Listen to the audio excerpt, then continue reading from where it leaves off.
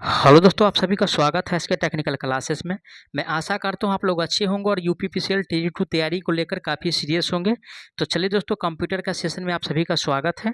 और आज का जो प्रश्न होने वाला है एमएस एक्सेल, ठीक है, यानी कि एमएस एक्सेल के सभी प्रकार के प्रश्न को देखते हुए आगे बढ़ेंगे। वीडियो में इन तक जरूर बने रहिएगा। तो चलिए स्टार्ट करते हैं। पहला प्रश्न माइक्रोसॉफ्ट एक्सेल में चौथी रो और पांचवी कॉलम के मिलाप वाले एड्रेस को क्या कहा जाता है। ठीक है, तो ध्यान दीजिएगा, रो को जो दर्शाते हैं दोस्तों वो नंबर से दर्शाते हैं। किससे दर्शाते हैं? तो नंबर से दर्शाया जाता है। और कॉलम को जो दर्शाया जाता है यानी कि एमएस एक्सेल में, ठीक है, यानी कि कॉलम को जो दर्शाया जाता है वो अल्फ़ाबेट से दर्शाया जाता है। जैसे ए से लेकर के जेड तक, यानी कि कोई यानी कि जो वर्ड होगा वो हो सकता है। अब रही बात कि इसमें कह रहा है कि चौथी रो, तो सबसे पहले 4 हो जाएगा और 5 के स्थान पे दोस्तों यानी कि ई आने वाला है। क्योंकि अल्फ़ाबेट से हम सूचित करते हैं, तो ई4 जो दिया हुआ है ऑप्शन किस में दिया हुआ है? ऑप्शन ए में दिया है ई4। तो करेक्ट आंसर की अगर बात किया जाए तो ऑप्शन इसका ए सही हो जाएगा। ठीक है ना। चलिए आगे बढ़ते हैं अगला प्रश्न पे। अगला प्रश्न आज का दिया हुआ है, माइक्रोसॉफ्ट एक्सेल सील की सामग्री को एडिट करने के लिए डैश फंक्शन कुंजी की आवश्यकता है। किसे? यानी कि माइक्रोसॉफ्ट एक्सेल, ठीक है, यानी कि एक्सेल सील को अगर एडिट करना है तो हम किसे यानी कि प्रेस करेंगे?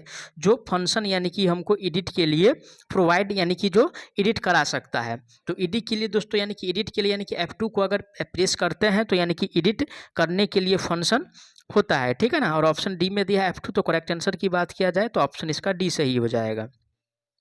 आगे बढ़ते हैं नेक्स्ट प्रश्न पे। आज का अगला प्रश्न दिया हुआ है, क्वेश्चंस में कह रहा है कि निम्नलिखित माइक्रोसॉफ्ट एक्सेल फंक्शन का मान क्या होगा। देखिए, तो सम से चालू है। ठीक है, क्या है? तो सम से चालू है।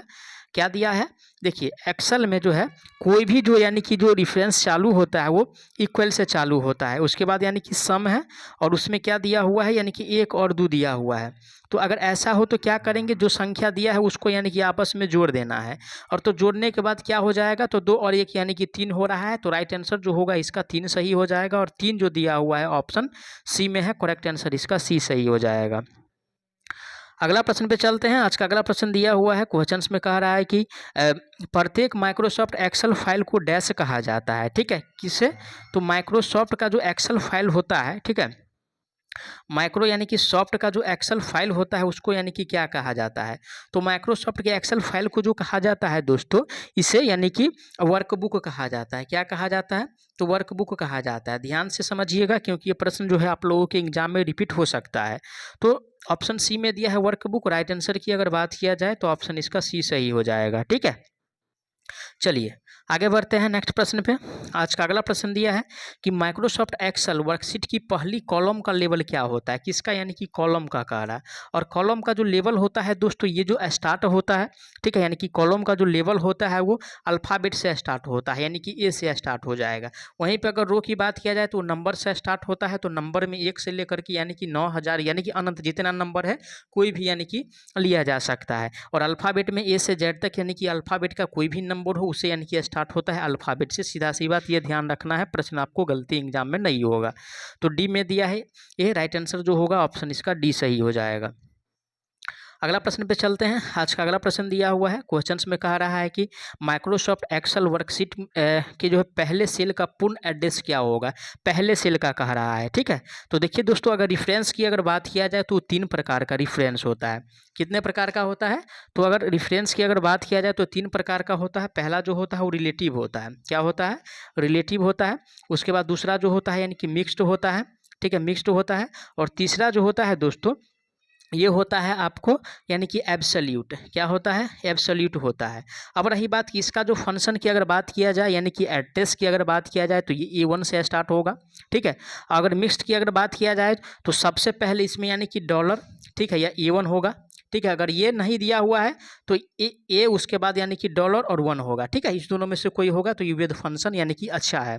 अब रही बात एब्सोल्यूट बच रहा है, तो एब्सोल्यूट को, ठीक है ना, एब्सोल्यूट का जो फंक्शन होता है वो $A1, ठीक है, सॉरी $A और उसके बाद यानी कि डॉलर यानी कि 1 हो जाएगा। ठीक है, तो देखिए ऑप्शन खोजिए। ए में कह रहा है कि $A और 1, तो ए जो हो ना ये तो ठीक है, लेकिन अल्फ़ाबेट आ रहा है इसलिए गलत हो जाएगा। क्योंकि यानी कि देखिए डॉलर जो होगा यानी कि ए, ठीक है, यानी कि डॉलर जो होगा या तो ए होगा जो अल्फ़ाबेट होगा या नंबर के साथ होगा। ठीक है। तो ये जो है दिया हुआ यानी कि बी में जो कह रहा है कि $A और $1, तो $A और $1 यानी कि एब्सोल्यूट यानी कि ये एड्रेस है किसका है यानी कि एब्सोल्यूट का। तो एब्सोल्यूट यानी कि ये डिफरेंस है और ऑप्शन इसका जो सही होगा वो बी सही होगा, बाद बाकी कोई जो है ऑप्शन सही नहीं है। ठीक है, चलिए फिर से आगे बढ़ते हैं।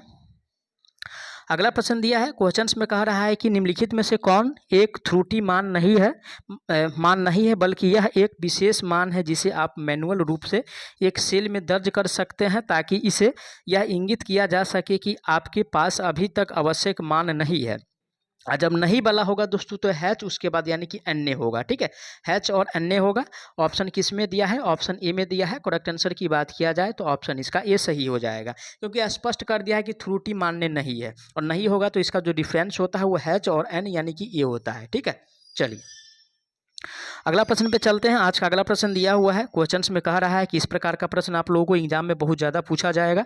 निम्नलिखित माइक्रोसॉफ्ट एक्सेल सूत्र का मान क्या होगा। ठीक है, ये दिया हुआ है, देखिए बोले हैं आपको कि एमएस एक्सेल में, ठीक है ना, सबसे पहले कोई भी जो चालू होगा चाहे सम हो या एवरेज हो या एस्क्यूट हो या इफ हो या साइंग हो या सीलिंग हो या कॉन्टैक्ट हो या कोड हो या एक्सटेट हो, कोई भी हो दोस्तों इक्वल से चालू होगा।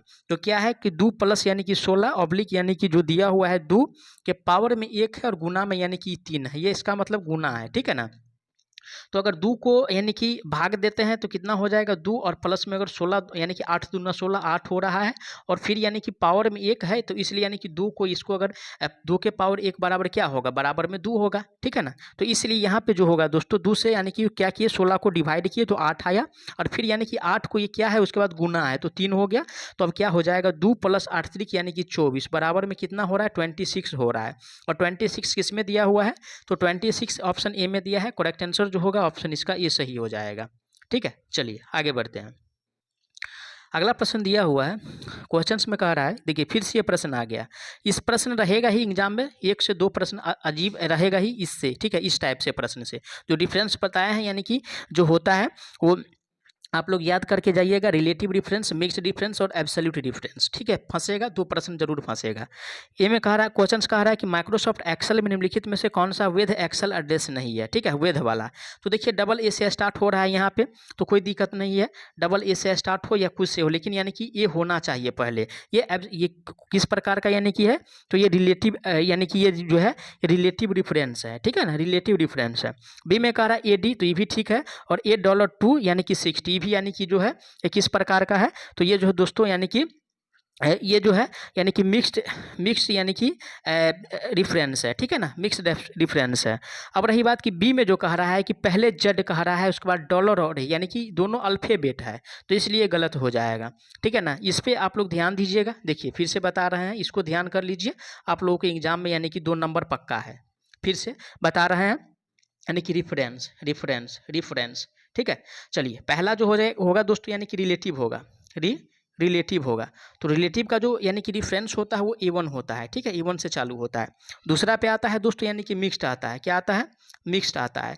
तो मिक्स्ड का जो होता है तो सबसे पहले यानी कि डॉलर और यानी कि A1 होगा। ठीक है, तो ए में यानी कि अल्फ़ाबेट कोई भी हो और नंबर यानी कि जो आएगा ए में यानी कि 2 आए 5 आए 7 आए उसे कोई मतलब नहीं है। ठीक है, अगर ऐसा नहीं है ऑप्शन में दिया हुआ तो इस प्रकार से रहेगा, या तो पहले यानी कि ए रहेगा यानी कि अल्फ़ाबेट रहेगा, उसके बाद यानी कि डॉलर और उसके बाद जो है यानी कि 1 आएगा। ठीक है, क्या आएगा उसके बाद 1 आएगा। ठीक है, उसके बाद यानी कि जो लास्ट जो बचता है एब्सोल्यूट बचता है। ठीक है, एब्सोल्यूट बचता है। तो एब्सोल्यूट से इसका जो फंक्शन है दोस्तों सबसे पहले यानी कि डॉलर आएगा, उसके बाद ए आएगा। ठीक है, डॉलर आएगा ए आएगा, उसके बाद जो है अगर ये है अल्फ़ाबेट के बाद यानी कि दोस्तों आपको नंबर आएगा, डॉलर और 1 आएगा। ठीक है, ऐसे अगर रहे तो समझना कि सही है। ठीक है ना, इससे दोस्तों 2 से 3 नंबर पक्का है। एक्सेल से जो है दोस्तों इसमें जो प्रश्न जो आएगा 2023 में, इससे 2 से 3 नंबर पक्का है। इसको जरूर ध्यान रखिएगा, आप लोगों को 2 से 3 नंबर यहाँ से मिल जाएगा कंप्यूटर के लिए। तो 17 नंबर लाना है, बाद बाकी सारा चैप्टर है सभी को बताएंगे और आप लोग अच्छा से एग्जाम पास कर जाइएगा। ठीक है,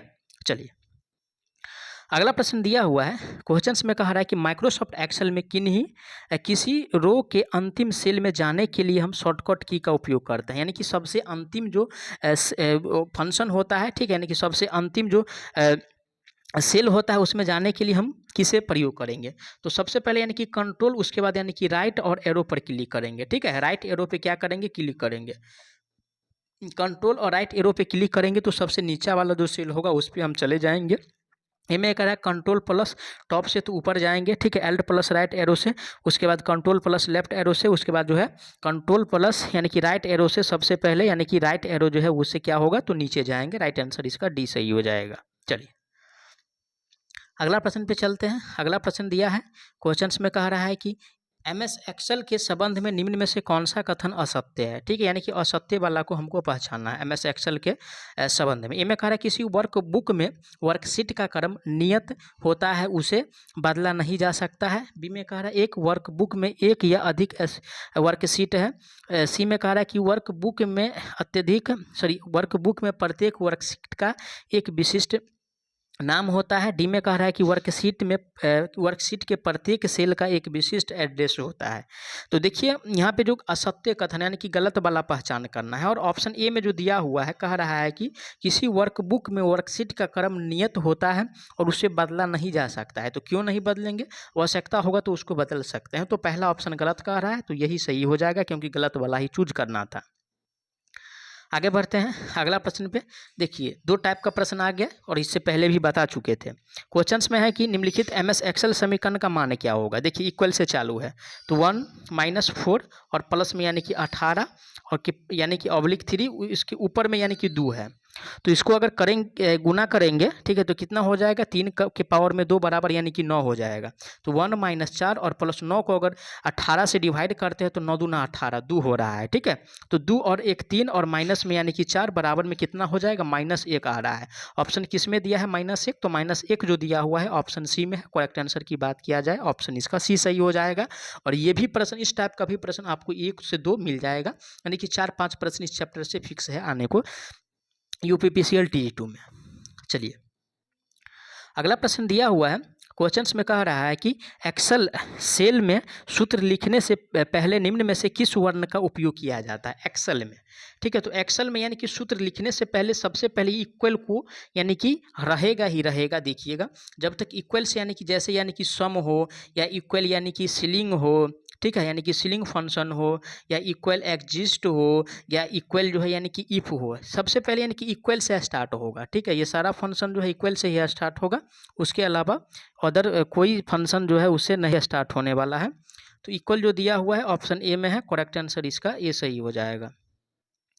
नेक्स्ट प्रश्न है निम्नलिखित में से किस माइक्रोसॉफ्ट एक्सेल फंक्शन का उपयोग सेल की रेंज में मौजूद संख्यात्मक प्रविष्टियों को जो की संख्या को गिनने के लिए किया जाता है, ठीक है, यानी कि गिनने के लिए यानी कि काउंट करने के लिए। और काउंट करने के लिए किसका प्रयोग किया जाता है, तो काउंट करने के लिए सबसे पहले यानी कि काउंट होगा, ठीक है, काउंट के साथ साथ यानी कि ये वाला फंक्शन होगा। ऑप्शन सी में दिया है काउंट, राइट आंसर होगा इसका सी। नेक्स्ट प्रश्न है निम्नलिखित में से कौन स्प्रेडशीट का उदाहरण है, किसका, तो स्प्रेडशीट का, ठीक है, स्प्रेड यानी कि सीट का। तो स्प्रेडशीट का उदाहरण इसमें यानी कि खोज रहा है। तो ए में कह रहा है कि वर्डपैड है, बी में कह रहा है माइक्रोसॉफ्ट एक्सेल है, सी में कह रहा है नोटपैड और डी में कह रहा है माइक्रोसॉफ्ट पेंट है। तो इसका जो उदाहरण होगा वो माइक्रोसॉफ्ट एक्सेल जो है इसका यानी कि उदाहरण है, और बी में दिया है माइक्रोसॉफ्ट एक्सेल। करेक्ट आंसर की अगर बात किया जाए तो ऑप्शन इसका बी सही हो जाएगा।